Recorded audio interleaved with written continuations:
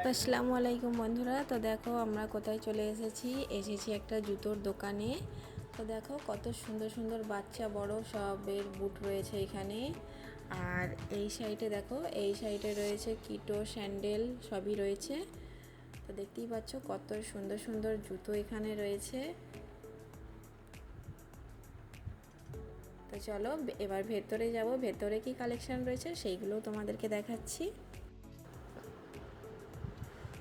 তো দেখো ভেতরেও কত সুন্দর সুন্দর জুতো, তোমাদের তো দেখলেই পছন্দ হয়ে যাবে।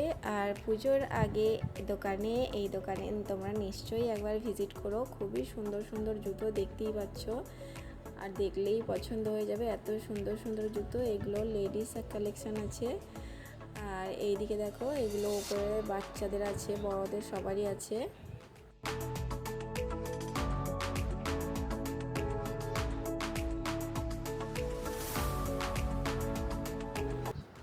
তারপরে দেখো এইদিকে হচ্ছে বাচ্চাদের আর বাচ্চা ছেলেদের আর মেয়েদের বুট রয়েছে। বুটগুলো খুব সুন্দর দেখতে।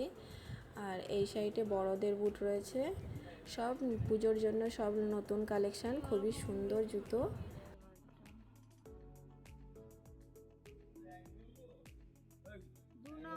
তো তোমরা একবার নিশ্চয়ই আসো এই দোকানে। এই জুতোর দোকানটা হচ্ছে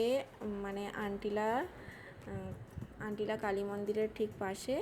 তো তোমাদেরকে আমি বাইরে গিয়ে দেখিয়ে দেবো কোনখানটায়। তো এইখানে দেখো স্যান্ডেল রয়েছে কত সুন্দর সুন্দর।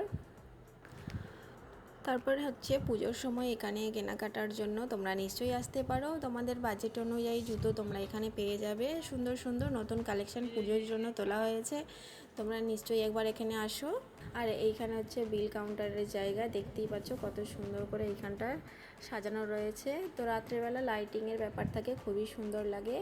আর এই যে আমি যেহেতু এসেছি এখানে জুতো নেবো না সেটা কখনো হয়, তাই আমি আমার ছেলের আর আমার বরের জন্য এখান থেকে জুতো নিয়ে নিলাম। তো দেখো জুতোগুলো কত সুন্দর দেখতেই পাচ্ছ।